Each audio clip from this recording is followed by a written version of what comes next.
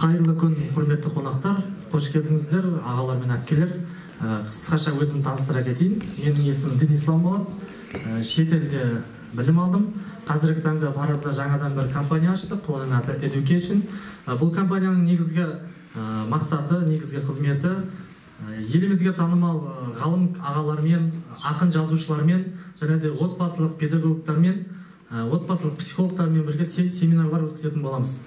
Қазіргі тақырыбымыз ортаға абайтанушы Шәкәрім атамыз бен Мәшһүр Жүсіп атамызды жақсы зерттеген Харакет кітабының авторы. Біле білсеңіздер, айтуға оңай бағдарламасы қазіргі кезде Харакет деп атын ауыстырды. Осы ағамыздың несіне сесептігімен, және де қазіргі кезде Харакет деген бір қор ашылды. Және бұл қорда осы күнге шейін 6 үй көмек ретінде адамдарға салып берді. Олай болса, қошеметтеріңізбен ортаға Омар Жәлелұлы ағамызды шақырамыз.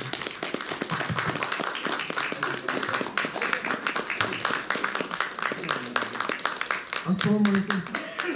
Құрметті тараздық бауырларымыз, достарымыз, қош келдіңіздер. Бүгін міне сіздерге біз Алла Тағала көмек бізге қолын созып, сіздермен дидарласуға мүмкіндік алып отырмыз. Жалпы өзі мен үнемі айтып жүрем, Мәшһүр Жүсіп атамыздың тағылымы қазақта өзі екі ғанибет бар дейді. Біреу дем ғанибет, екінші дидар ғанибет дейді. Дем деген адамның денсаулығы екен, жалпы адамның тіршілігі демге байланып тұр екен. Сонда демі біткен кезде адамда өмірден өтеді. Сонда біздің бабаларымыз деме таусылды дейді. Ал сол денсаулықтың арқасында біз сіздермен дидарласып отырмыз. Енді бүгінгі тақырып отбасы жайлы болады.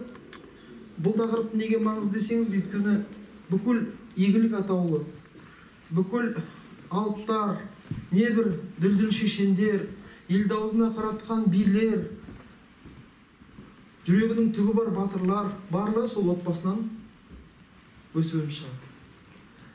Кейбір адамдар қазір отбасын жанұя деп жүр. Негізінен ол қате сөз, өйткені бір қалмақтың тұтқыны Есім ханның қолына түсіп қалады, сол кезде айтады, мен сізге батамды берейін дейді. Сонда батасын былай дейді, елден ассын байлығын, жан ұядан шыққанша дүниенің көрме тарлығын дейді. Сонда қараусаңыздар, жан ұя деп денені айтады екен қазақ. Яғни дене жанның ұясы. Ал отбасы деген сөздің қадір қасиетіне өлетін болсақ, сіздер білесіздер, алғашқы отбасы сол жағылған, өздері жеке жаққан оттың айналасында қалыптасқан екен ғой. Өзінің отбасы бар, өз отбасы болған кейін қазан көтереді. Сол жерде ерлі-зайыптылар. Содан қазақ айтады, қазаны басқаның қайғысы басқа дейді. Яғни отбасы бір мемлекет сияқты дейді. Отбасындағы болған мәселелерді сыртқа шығармау керек дейді. Неге? Өйткені басқа адам сені түсінбей қалады, және ең бастысы сол отбасының абыройы төмен түседі. Біз қазір кезде осыны ұмытып кеттік. Қазір біз кез келген отбасылық проблеманы сыртқа алып шығуға құмармыз, ал өзіміздің арымыз кетеді, ұятымыз кетеді деген мәселелерді біз мүлдем қарастырмаймыз. Неге? Өйткені қазіргі сырттан келіп жатқан ағымдар адамның бойында сау тамтық қалдырмай, барлығын қоғамдық пікір ретінде қалыптастыруға шебер. Біреулер одан шоу жасайды, біреулер ақша жасайды. Нәтижесінде ұтылатын адамның өзі. Сондан қазақ айтқан ғой, екі адамның арасына есеткен түседі дейді. Неге? Өйткені отбасы болғаннан кейін қазан ошақ шылдырамай тұрмайды. Қазақта жақсы сөз бар, бір-бірін сүйетін адамдар керіседі дейді, керісіп отырып келіседі дейді. Сондан Алла Тағала бізге осындай бір ажайып бір форма берген, отбасы деген. Сол отбасы сақталып қалса, бүкіл игілік, яғни адамгершілік, отанды сүю. Қазір біз айтып отырамыз мысалы, неге ол адам сондай қатыгез? Неге ол адам сондай безбүйрек деп айтамыз? Неге ол адам мемлекетке жаны ашымайды деп айтып отырамыз? Неге ол мемлекеттің қаржысын теспей сорады деп айтып жатыр? Бірақ соның барлығы сол отбасындағы көрген тәрбиесіне байланысты екен. Енді отбасына келетін болсақ, отбасы болғаннан кейін бізде бір модель бар, қазақта бір модель бар. Жалпы қазақтың отбасы қалай құрылады десеңіздер, сіздер білесіздер. Біз исламға дейін бізде мындай бір түсінік болған. Көкте көк тәңірі, төменде қара жер. Екеуінің ортасында адам ұлы жаралған дейді. Бұл Күлтегіннің үлкен жазуында осылай жазылып тұр. Сонда қазіргі мынау Қытайлар айтып жүрген ин мен ян, яғни ян ол көктің рухы, ин жердің рухы дейді ғой. Сол Қытайлар бізден алған екен оны. Біздің бабаларымыз айтады екен, қазақта сөз бар дейді, машһүр айтады, көк байы жер қатыны дейді. Көк байы жер қатыны. Көктен өндірсін, көктен жаудырсын, жерден өндірсін дейді. Яғни бүкіл гармония, үйлесім осы көк пен жердің үйлесіміне байланысты екен. Сіз өзіңіз ойлаңыз. Міне сонда біздің негізгі, біздің схемамыз қандай деген кезде көк. Тәңірі, көк ол тек қана түс емес, көк ол Тәңірінің есімі, сипаттаушы есімі. Енді төменде жер бар, қара жер бар. Сонда қазақ айтады екен, көктен жаудырсын, көктен жауын жауады, жауын шашын, бәрін кім сіңіреді? Жер сіңіреді. Содан жерден не пайда болады? Өнім, міне. Сондықтан байқайсыздар ма? Бізде қазақта жасыл деген түс жоқ. Бізде мысалы Алматыда мысалы көк базар дейді, орыстар зеленый базар дейді. А біз қазақ айтады, ол көк базар дейді. Неге көк жасыл деген түс жоқ? Мысалы үлкен кісілер айтады, көк түс бағдаршам, көк түс жанып тұр ғой дейді. Сөйтсек бұлай, мынау кез келген сол көк шөп дейміз ғой, көкке ұмтылғандықтан да оның бәрін қазақ көк дейді екен. Сонда нарықтық экономика еніп бәрі сатыла бастады ғой. Тіпті бұрын мысалы қазақ ақ сатпайды, мысалы қымыз, айран, шұбат бәрі сатыла бастады. Енді ол заманның ыңғайына қарай. Сонда Тыныштықбек деген ақын бар, Семей су айтты ғой, сол кісі айтады ғой. Ата-анасының сүтін сауып, ақшеткен ей ұл мен құс, садаға кет көкке ұмтылған көк шөптен дейді. Қарасаңыздар, мына осы схема міне көк пен жер. Енді осыдан келіп, осы көк шығатын кездегі кезеңді не дейді қазақ? Көктем дейді. Көктем. Енді тура осы схема, мына үйлесім. Енді қараңыздар. Енді біздің бабаларымыз неге мықты болды дегенде, біздің бабаларымыз есептеген екен. Еркек. Ол көк текті. Ер адам. Көк тек. Сонда Күлтегін жазуында айтады, Тәңірден жаралған бабам естемей қалған дейді. Тәңірі дейді. Яғни еркек сонда бұл көк текті. Осыдан келіп, осы ер адам Тәңірден жаралғандықтан да Құранда да бар, Алла Тағала бірінші кімді жаратады? Адам атаны жаратады, тікелей жаратып тұр да. Енді қараңыздар, енді осыған ие қоссақ не болады? Көке деген сөз шығады. Сонда мынау қазақ өзінің әкесінің көке дегені, ол мағынасы қалай екен? Тәңірден жаратылған. Өте киелі, өте құдіретті, бүкіл мынау жаудыратын, яғни бүкіл өндіретін, осы біздің көкеміз. Көке. Қазір біз енді көке деп айтасыздар ма үйде? Папаның інісін айтқан. Негізі бұрын қазақ әкесін айтқан, көке деп айтқан. Әкесін, өйткені ол шынында да көк тәңірден. Ал енді жерде не бар? Умаяна бар, Умаяна. Сонда жаңа Күлтегіннің үлкен жазуында айтады, Тәңірден жаратылған әкем естемей қалған, Умай текті анам ел білге қатын дейді. Умай текті. Сонда Умай деп жердің рухын айтады екен, бұрынғы бабаларымыз Умай. Сонда қазағымыз жерді неге теңейді? Жер ана дейді. Міне сонда негізінен бүкіл тіршілік, мынау қазіргі кездегі батыс цивилизациясында үнемі не болып тұрады? Қайшылықтар, үнемі революция қайдан бастады? Батыстан бастады. Неге өйткені оларда қарама-қайшылықтардың бірлігі мен қайшылығы дейді. Оларда қазір байқайсыздар ғой, еркек пен әйелді қарама-қарсы қою неге айналған? Заңға айналған. Екеуі бір-біріне бітіспейтін бір жау сияқты да. Ал қазақта осы схемаға бойынша қазақта керісінше екен. Қарама-қайшылықтардың бірлігі мен үйлесімі.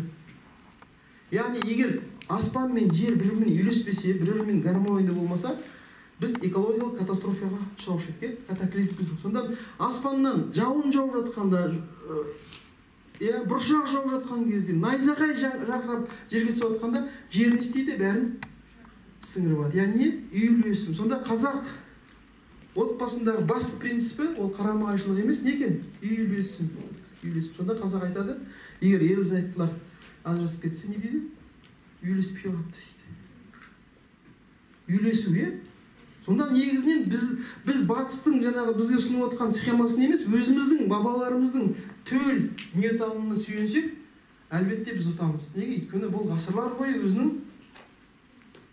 ақиқатын дәлелдеген жоба. Енді қараңыздар, отбасы, ол неге теңейді? Отбасын қазақ неге теңейді? Отбасын, екі құлағы бар. Неге теңейді? Қазан, 3 бұты бар, қазанға теңейді. Сонда қазақ айтады, қара қазан сары баланың қамы үшін дейді. Отбасы. Сонда қараңыздар, қазақ айтады, бір қазанға 2 қошқардың басы сыймайды. Сонда қарасаңыздар, Түркістанда тұрған тай қазанға 1 қошқар тұрып 40 қошқардың басы сыяды. Нені айтып отыр?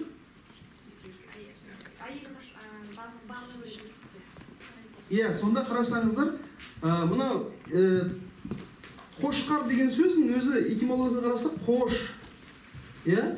Қош иісті. Керемет, қош иісті. Біз қазақтың керемет сөзі бар. Қош келдіңіз, қош болыңыз, көңілімнің қошы жоқ дейміз, сөйтсек, бұл мынау таң, біздің тәңір деген сөздің өзі, таң қаларлы қош иіс деген мағынаны береді екен. Таң, ра, қош. Ол әппақ дейді, ол өзі. Соның әппақ болады дейді, содан келіп, сіздер білесіздер, осы қошқардың тәңірлік сипатын Құранда баяндалған. Құранда Ибрахим пайғамбарға жалғыз ұлы Исмаилды құрбандыққа шалуға береді. Сол кезде Аллаға шек келтірмей, сенімі өте берік Ибрахим пайғамбарымыз баласын құрбандыққа шалайын деп жатқанда періштелерге қолын қағып жіберіп, аман алып қалып қараса, бұтаның арасында қошқар байланып тұр екен дейді. Неге мысалы қой емес, неге ешкі емес, сөйтсек, біздің бабаларымыз білген, сонда қошқар деген сөз, өзі қош, өзі әппақ, қардай әппақ, бұл тәңірдің символы екен ғой. Міне сонда қошқар деп қазақ не дейді? Кімді айтаған? Еркекті айтқан. Еркек. Қазақ айтады, қошқардай ұл туды дейді. Сонда бір қазанға, яғни қазақтың отбасында қошқар біреу-ақ болу керек. Егер әйелді қошқар боламын деп ұмтылса не болады? Конфликт. Қазір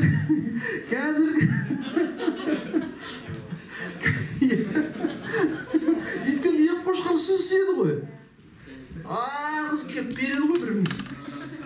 Ең соңында мүйіз сынбайды, отбасы ыдырайды, рас па?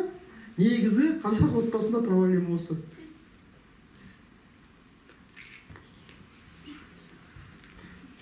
Сондықтан, міне, қазан дейді. Сонда қазан дегеніміз не болды? Отбасы. Қазанда бір қошқар, яғни ер адам қошқар болу. Неге? Өйткені оның қошқарлығы, яғни ол Құранмен дәлелденіп тұр, адам атаны жараттық дейді, біз әйелден жоғары қылдық дейді. Оның ар жағында біздің өзіміздің бабалар дүниетаныммен дәлелденіп тұр, тәңірден жаралған бабам естемей қалған дейді. Яғни не? Сонда егер кім-дегім, қандай да бір отбасы өзінің статусын сақтап қаламын десе, осы бабалардан қалған дүниетанымға сүйену керек. Біз батыстық дүниетанымға әйел еркекпен тең деген сандыраққа сенбеуіміз керек. Өйткені әйел еркекпен ешқашанда тең бола алмайды. Неге? Өйткені Ғабит Мүсірепов айтады, ең жаман деген әйелдің өзінің қолынан дейді, дүниеге адам әкелу келеді дейді. Ең жаман деген әйелдің қолынан дүниеге адам әкелу келеді дейді. Міне, сондықтан табиғатта жалпы теңдік жоқ, міне осы мәселелер. Көк және жер. Сонда Мұқағали айтады ғой, толғатып ана толғатып, ана көктемде дала босанып, бара жатады көктемнің көкшіл бұлты. Терлейді дала қымтанып. Босанып ана, аман есен ұл тауып, далаға диқан, анаға адал жолдасы тыңайтпақ болып, даярлап жатыр қалжасын. Анамды далаға, даланы анама теңедім, екеуінен де егіз ұқсастық көремін дейді Мұқағали. Мұқағали ақындық интуициясын сезіп отыр. Әйел қандай болу керек дейді? Әйелдің идеалы не? Міне, осы жерде көп әйелдер отыр. Сұрайық сіздерден. Әйелдің идеалы не?